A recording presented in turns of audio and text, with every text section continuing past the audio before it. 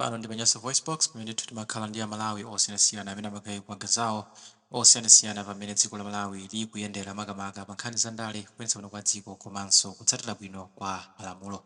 Ndiye lonso tabweranso ndi mawu abambo Banda amene ndithu akufuna kugawa maganizo awo pamene dziko lino kuyendera pansi pa ulamuliro wawo olemekezeka mtsogoleri wa dziko lino Dr. Lazarus Makafe Chakwera. Ndiye ndithu agundapo nkhani zitatu komanso ayamikira anthu andale ena kuno ku Malawi pa nkhani zosiyanasiyana zimene iwo akuona kuti ndi zinthu zoti Amalawi akufunika kuti amve. Tiyeni ndikhale limodzi pamene VoiceBox kuti bambo Banda atibweretsera zotani moto yawo yalero pa 6 April 2024. Okondedwa Amalawi anzanga,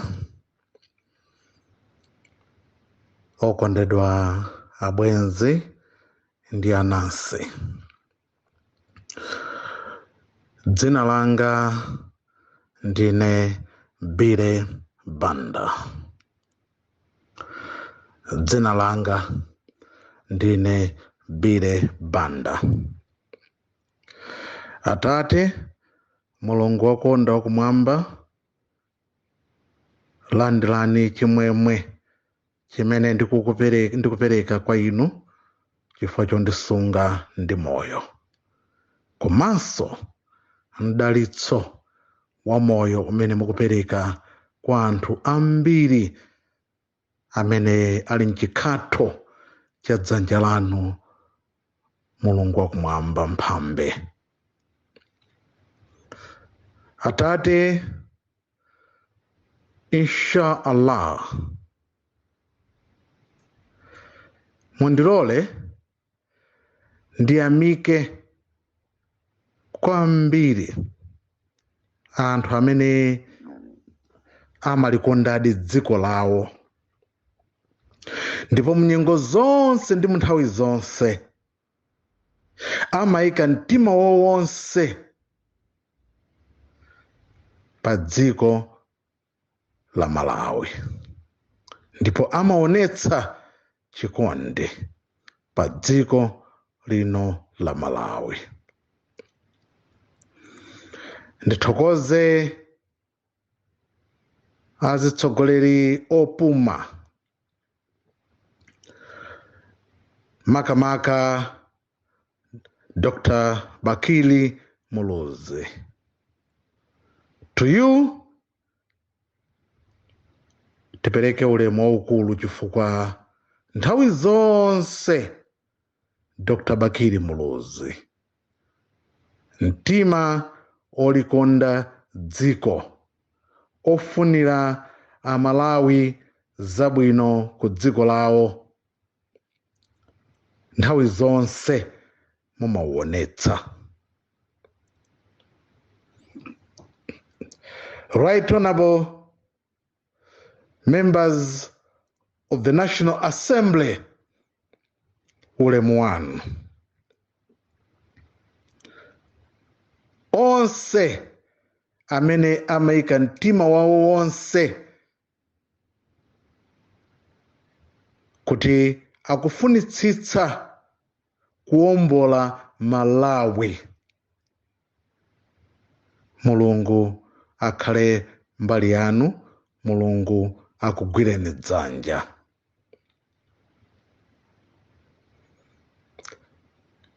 Ndithokoze Professor Arthur Peter Mutharika.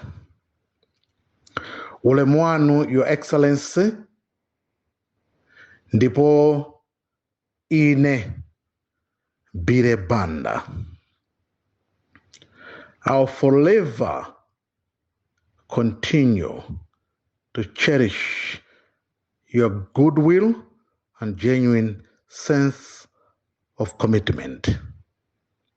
Kuti mukufunitsitsa kwambiri osati kudzikundikira chuma ayi, koma mukufunitsitsa kuwombola Malawi. That is the greatest commitment. Amayi ndi abambo, kuchokera ku Nsanje mpaka ku Chitipa, ku Karonga mpaka ku Nkhotakota,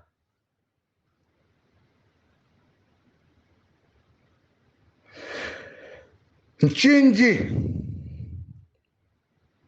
kudedza, machinga, mangochi. I'm back to Blantyre. Ndabwera kuno ku Blantyre. Ndidasuntha pang'ono koma ndabwerera kuno ku Blantyre. Ndikufuna ndiyamike kwa Malawi anzanga akuchigwa kulowa shire kuti palitu anthu amene amakhala ndi chikondi osati kufuna kuti akudzikundikira koma afuna kuwombola ndi kuteteza Malawi ndi cholinga chakuti Malawi akhalenso dziko la bata ndi mtendere, libwerere mchimake. Wina adafuna ndi zolinga zakuti adzikundikire, adzisangalatseka, koma ngakhale chimodzi chomwe palibe mungaloze kunena kuti amene amanena kuti abusawo, amayi ndi abambo, achakwera si mbusa. Achakwera si mbusa. Ndi fiti ya munthu. Fiti ya munthu. He has no goodwill for a common Malawian. Palibe olonga khale nchimodzi chomwe amayi ndi abambo pamene tikulankhulana lero. Tona ni china chilichonse, the cost of living, zimene tinkayembekezera kuti moyo usintha, palibe chimene mungaloze. Your Excellency, Professor Arthur Peter Mutharika. Ndili ndi mawanga ochepa kwa inu. Your Excellency. Parliament yatsekedwa, has been closed. Koma Your Excellency, aphungu a nyumba ya malamulo palibe ngakhale ndi chimodzi chomwe akambirana zofuna kuteteza ndi kuthandiza dziko.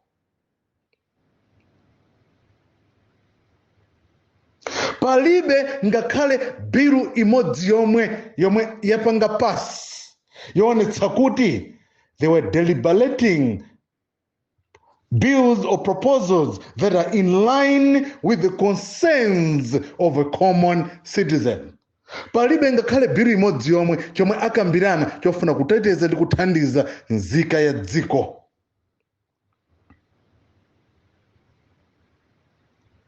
Ndipo timayembekezera kunena kuti mwina akhonza kutseka nyumba ya malamulo kuti akambiraneke zinthu apange pendi zinthu zina ncholinga chakuti they wanted to deliberate issues waiting for akambirane modikira kuti zinthu zina zikonzedwe. Koma Your Excellency Professor Arthur Peter Mutharika, ine Bile Banda, ndikutsimikizireni palibe wina aliyense amene memba wa nyumba ya malamulo except a few MPs, DPP, UDF, and other few independent, anonetsa kuti they were not happy. Koma anonetsa mtima osakondwa ndi mmene nyumba ya malamulo ikukambirana nkhani zokhudza kumanga dziko lawo. Mmodzi mwa iwo ndine nzika ya dziko ya Malawi. I'm not a member of parliament. If I were a member of, or if I were an MP, ndikutsimikizireni ndikadapanga ngati mene mwana chwe right honorable Kamlepo Kaluwa amapangira. Ndikadapanga ngati mene amapangira Samia Suleiman achimwene. I am with you and I'll forever be with you. Right honorable Samia Suleiman. Komanso Mai Solobala. Mulungu akuchitireni chifundo mai wanga. With the other ladies, Grace. Timati ndani ama yako zombawa. Changalume. My Grace Kwerepeta. And with your other fellow colleagues, including most prominently Ineyo. I'll forever pat at the back of my colleague amene ndikakhala kutyolo ndimanyadira. There is a strongest woman, my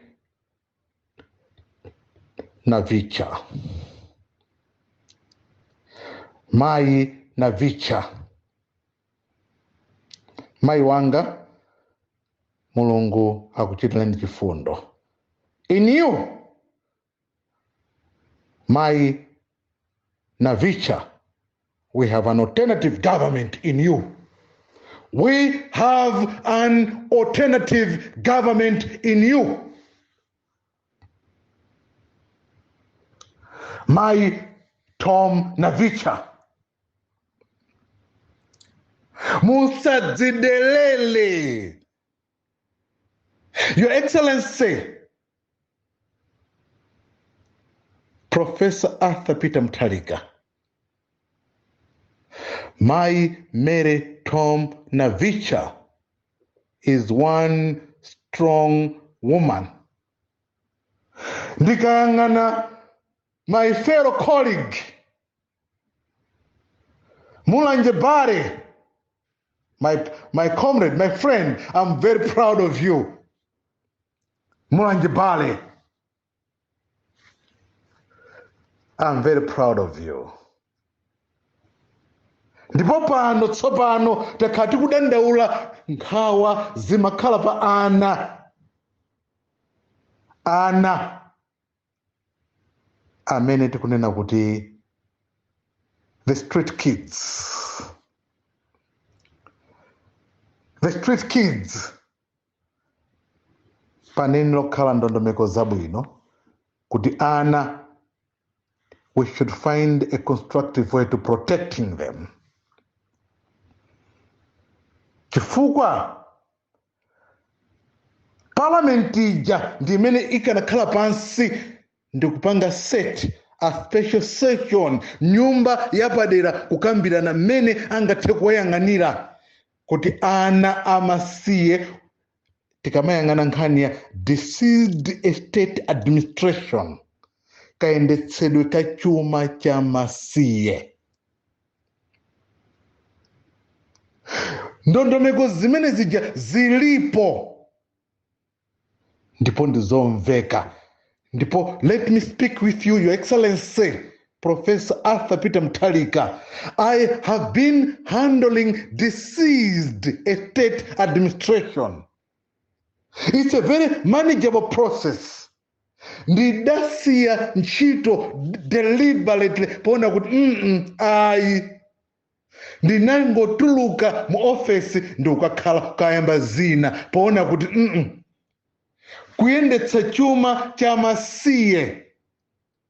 It was not an easy task, but manageable situation. It was very manageable. Koma, there were some serious issues that could be handled. They were supposed to be managed properly. Koma chifukwa chakuti panali some challenges zotsamwitsa zina ndi zina.